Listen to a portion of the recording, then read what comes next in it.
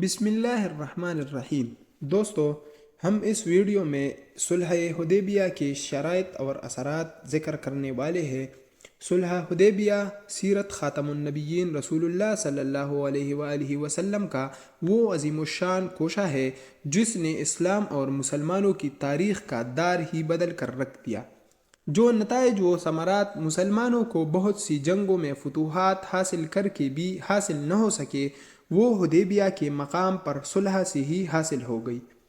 اگر صلح حدیبیہ کو دین اسلام اور مسلمانوں کے عروج کا ٹرننگ پوائنٹ کہا جائے تو یہ بے جا نہ ہوگا، کیونکہ صلح حدیبیہ کے صرف چند سالوں بعد ہی اسلام دنیا کے دور دراز علاقوں تک پھیل گیا اور مسلمان ایک انتہائی مستحکم و منظم صورت میں اپنا آپ منوانے میں کامیاب ہو گئے۔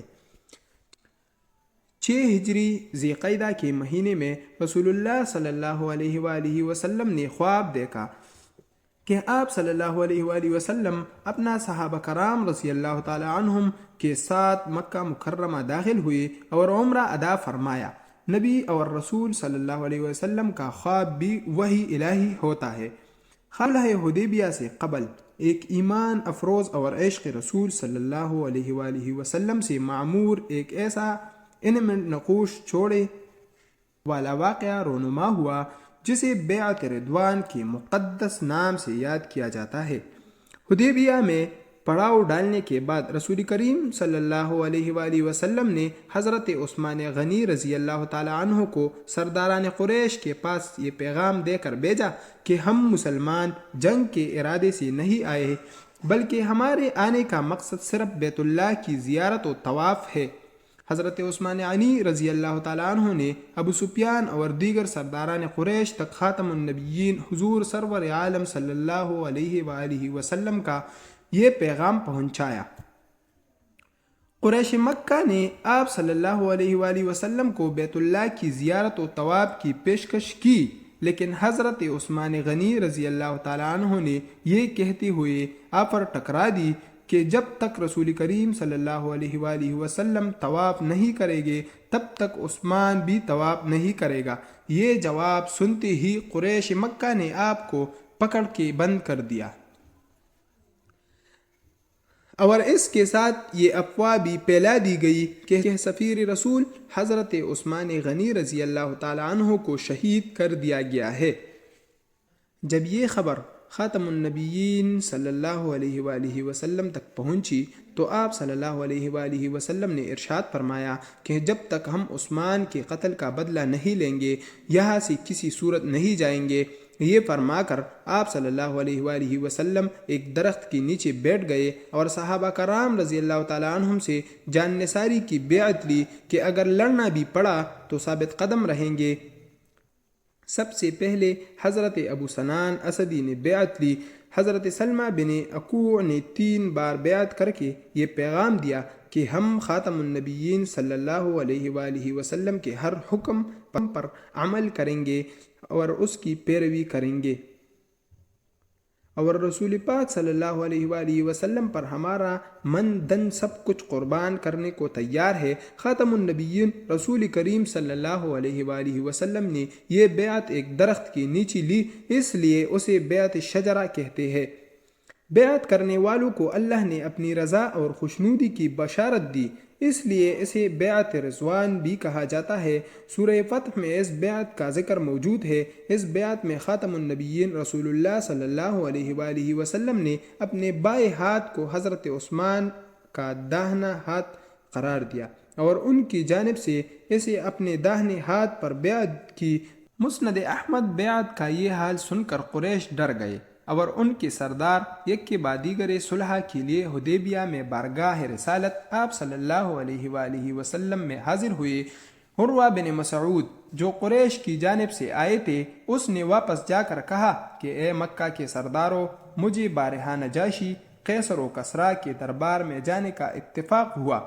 مجھے کوئی بھی ایسا سردار اور ایسا بادشاہ نظر نہیں آیا جس کی عظمت اس کے دربار والوں کے دل میں ایسی ہو جیسے اصحاب محمد صلی اللہ علیہ وآلہ وسلم کے دل میں ان کے آقا صلی اللہ علیہ وآلہ وسلم کی ہے۔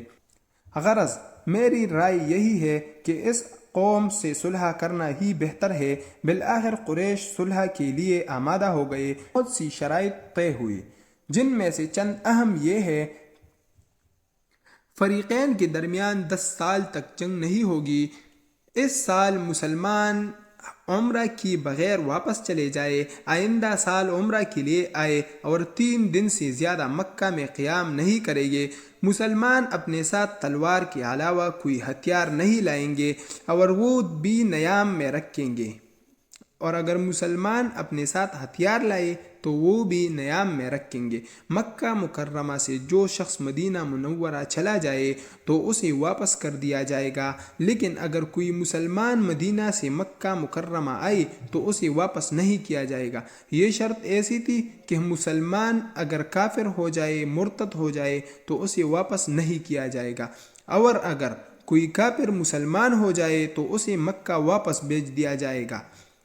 قبائل عرب کو اختیار ہوگا کہ وہ فریقین میں سے جس کے ساتھ چاہے دوستی کا معاہدہ کر لے۔ صلح حدیبیہ کے بعض شرائط بظاہر مسلمانوں کے خلاف تھے، مگر اپنے اندر دور رس نتائج رکھتی تھی اور حقیقت میں ایک بڑی اور نمایاں فتح تھی، جسے اللہ تعالیٰ نے قرآن مجید میں فتح مبین فرمایا۔ اسی طرح سورہ فتح کی آیات نمبر 25 مسلمانوں کی تسکین کے لیے نازل فرمائی، جس میں یہ تسلی دی گئی کہ آئندہ سالوں میں مسلمانوں کے لیے نہ صرف فتح ہوگی بلکہ بہت زیادہ مال غنیمت بھی ملے گا۔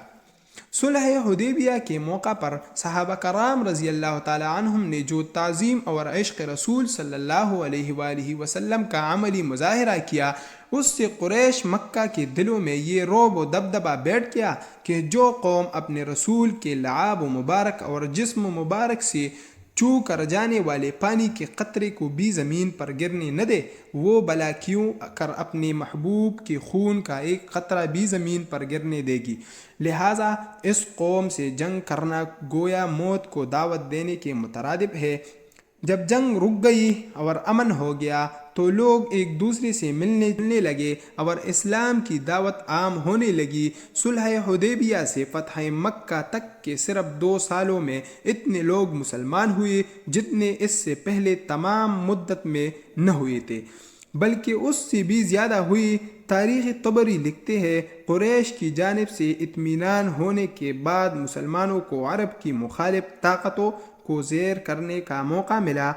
صلح حدیبیہ کے صرف چند مہینوں بعد ہی یہود کے مراکز خیبر، فدق اور تبوک وغیرہ پر اسلام کا پرچم لہرانے لگا اور وسط عرب میں پہلے قریش کے حلیف قبائل ایک ایک کر کے حلقہ بگوش اسلام ہو گئے۔